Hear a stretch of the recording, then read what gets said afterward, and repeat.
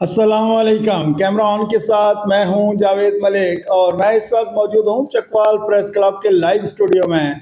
मेरे साथ मौजूद हैं सीनियर सहाफ़ी, 6 किताबों के मुसन्निफ ख्वाजा बाबर सलीम, जो किसी तारफ़ के मोहताज नहीं हैं। इनके 40 साला सहाफ़ती करियर पर हम एक साथ नशर कर रहे हैं।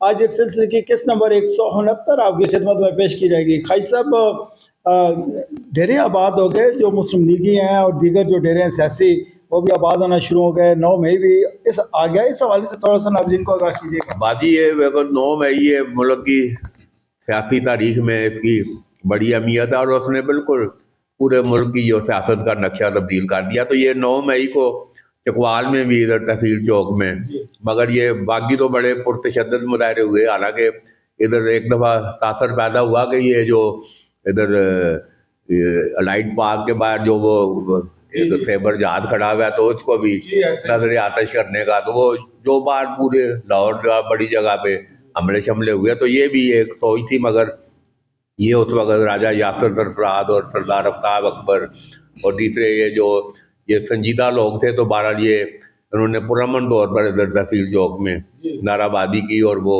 इमरान खान की गिरफ्तारी हुई थी, तो उस पर ये एहतजाज इधर। तो बहरहाल वो इतना ऐसे धुआंधार एहतजाज इधर चकवाल में इस तरह नहीं हुआ जिस तरह बाकी लाहौर और सारा उसमें। तो अभी चकवाल में भी ये उधर 9 मई के सारे पर्चे, उनमें ये सारा इनके तो अभी तरीके ये सब ऐसे भुगत रहे हैं। तो बहरहाल ये चकवाल इस हवाले से बड़ा पुरअमन रहा है। मगर ये अब चकवाल के खातून भी हाँ सारा उसमें, तो अब ये उसमें फिर अब ये पकड़ दकड़ फिर वो सारा ऊपर जो सारा, तो वो तेजी से मतलब है कि रोजाना एक दो जो है ना पीर वकार खान करूली दिल्ली सदर से नेशनल प्रेस क्लब इस्लामाबाद पहुंच गए। उधर प्रेस कॉन्फ्रेंस उन्होंने की।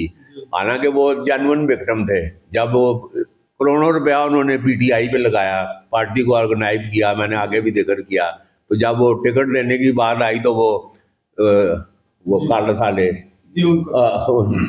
उनको टिकट दे दिया। हालांकि उनका हल्का भी पहले शहर से भी उनको दिया, फिर बाद में भी दूसरी दफा भी उनको, तो वो पहले ही पीर वकारपुर हुए थे। राजा यासर, सरदार आफ्ताब अकबर, सारे मतलब है दुल्ला, उनकी तकरीरें रिकॉर्ड पर हैं। वो ऐसे ऐसे तो एकदम उन्होंने कहा जी कोई नहीं। तो मैं समझता हूँ कि ये चकवाल के इस हवाले से कि पीटीआई आप भी अगर देखें बिल्कुल लुंडी बुच्ची, इक्का दुक्का कोई ऐसे सारे सारे सारे साइड मार गए हैं। तो ये बहरहाल ये अमूमन फिर ये मुश्किल टाइम में अमूमन ऐसे ही होता है। तो बहरहाल ये अभी ये सारा सियासी हुकूमत है नहीं है, निगरान बैठे हुए हैं। तो बहरहाल इनकी थोड़ी बहुत आनियाँ जानियाँ, आप कह रहे हैं डेरे ऐसे आबाद नहीं हुए, मगर ये आगे खुल गए हैं। जो पीटीआई के दौर में तो सब ऐसे ही होता है सारे, ये उस हिसाब से ये अब, क्योंकि अब आगे 24 इलेक्शन का माहौल है, इलेक्शन होने हैं मुकर्रर वक्त पे, तो वो उस हवाले से मुस्लिम लीग नून के भी डेरे बात होना शुरू हो गए हैं।